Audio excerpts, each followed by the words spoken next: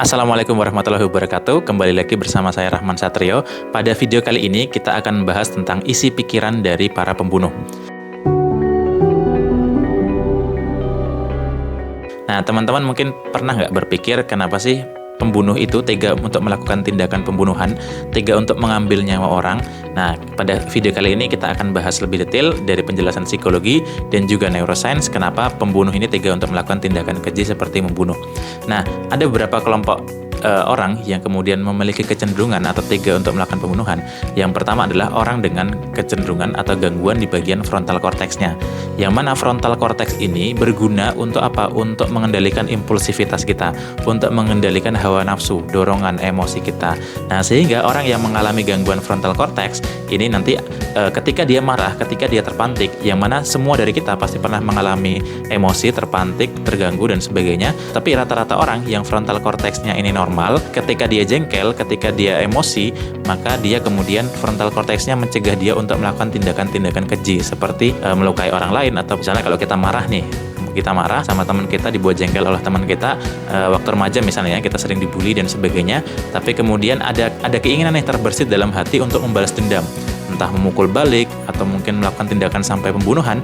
Tapi kemudian frontal cortex kita mencegah kita untuk astagfirullah, jangan, nggak boleh melakukan itu dosa, kasihan orangnya kalau sampai kemudian kita sakiti gitu ya. Nah, frontal cortex kita membantu kita untuk mencegah impulsivitas itu. Nah, tapi ada kelompok-kelompok orang yang mana frontal cortex-nya ini bermasalah atau tidak sempurna sehingga dia cenderung sulit untuk menahan impulsivitas itu. Yang pertama adalah anak-anak kecil atau anak bayi. Nah, ini jelas di mana anak bayi dia masih dalam proses perkembangan otak. Tapi karena dia anak bayi, dan kita lihat di anak bayi ini atau anak kecil ini, dia sering atau gampang sekali tantrum. Dia kalau emosi langsung mukul. Misalnya kalau emosi sama temennya, sama orang tuanya, dia bisa langsung mukul, marah, tantrum dan lain sebagainya. Tapi karena ini anak kecil atau anak bayi, maka dia sulit sekali untuk melakukan tidak mungkin untuk melakukan tindakan kejahatan. Nah, yang kedua adalah yaitu anak remaja. Nah, anak remaja ini frontal cortex-nya ini belum sematang orang dewasa. Yang mana kita tahu bahwa, dan juga emosional di remaja ini lagi fase matang-matangnya atau lagi fase panas-panasnya. Sehingga kalau kita lihat remaja ini sedikit saja disenggol, sedikit saja terpantik emosinya, tersinggung, dia bisa marah, dia bisa berantem, dia bahkan bisa tawuran. Jadi kalau kita lihat tawuran isinya anak-anak remaja. Kenapa? Karena mereka emosionalnya lagi labil dan juga frontal cortex-nya belum sematang orang dewasa. Nah, hanya saja mungkin ada sebagian remaja yang dia cenderung bisa menahan hawa nafsu dan emosinya. Nah, yang ketiga ini yang berbahaya, yaitu orang dengan pengalaman traumatic brain injury atau pengalaman geger otak di bagian frontal cortex-nya. Yang mana orang-orang dengan traumatic brain injury ini dia cenderung tidak bisa menahan impulsivitasnya. Kenapa? Karena remnya blong.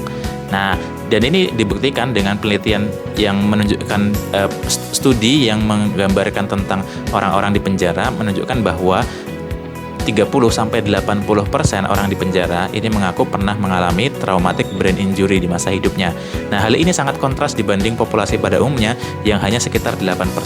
Artinya orang-orang di penjara bisa jadi disebabkan karena apa? Karena dia mengalami gangguan frontal cortex sehingga sedikit saja dia terpantik emosinya, dia bisa langsung membunuh orang lain, dia bisa langsung melukai orang lain. Nah, ini adalah kelompok orang yang mana memiliki kecenderungan melakukan tindakan kejahatan atau pembunuhan disebabkan karena remnya blong, disebabkan karena frontal cortex-nya tidak sempurna. Nah, tapi ada lagi nih kelompok kedua, yaitu orang-orang yang tega untuk melakukan tindakan kejahatan, yang mana hal ini disebabkan karena apa? Karena dia tidak memiliki empati. Nah, kelompok orang ini adalah para psikopat. Nah, orang-orang dengan kecenderungan psikopatik, dia tidak bisa merasakan sakit yang dirasakan oleh orang lain. Dia tidak bisa berempati. Sehingga ketika ada orang lain sakit, dia tidak bisa merasakan sakit. Nah, para psikopat inilah yang kemudian bisa menjadi pembunuh berdarah dingin. Nah, jadi istilah pembunuh berdarah dingin ini lahir dari psikopat, yang mana saat dia membunuh orang lain, saat dia melakukan tindakan kejahatan orang lain, dia sama sekali tidak bergetar, sama sekali tidak merasakan takut, tidak merasakan bersalah. Bahkan sebagian para pembunuh psikopat ini, dia setelah melakukan mungkin pemerkosaan terhadap korbannya, pembunuhan, bahkan sampai mutilasi, dia masih tidak merasa bersalah dan tidak merasa takut sama sekali. Bahkan beberapa ada yang sampai setelah dibunuh, lalu kemudian diperkosa, lalu kemudian dimutilasi, bahkan sampai dimakan. Nah, ini ada beberapa case yang seperti itu. Hal ini menunjukkan kalau orang dengan kecenderungan otak psikopatik ini tidak merasa bahwa lawannya atau mungkin orang lain ini memiliki emosi yang sama. Nah, bedanya kalau kita, misalnya kalau pembunuh pada umumnya yang dia tidak memiliki kecenderungan psikopatik, setelah dia melakukan pembunuhan, dia merasa bersalah, dia merasa malu, dia merasa jijik dengan mayatnya itu, sehingga nggak ya biasanya cuma dibuang aja. Nah, tapi kalau orang dengan kecenderungan psikopatik, dia mungkin bisa melakukan hal yang macam-macam, mungkin dimakan, mungkin mayatnya diperkosa dan lain sebagainya gitu ya. Nah, hal ini karena apa? Karena orang dengan kecenderungan psikopatik, dia tidak merasakan emosi orang lain, sehingga dia memperlakukan manusia lain seperti halnya benda.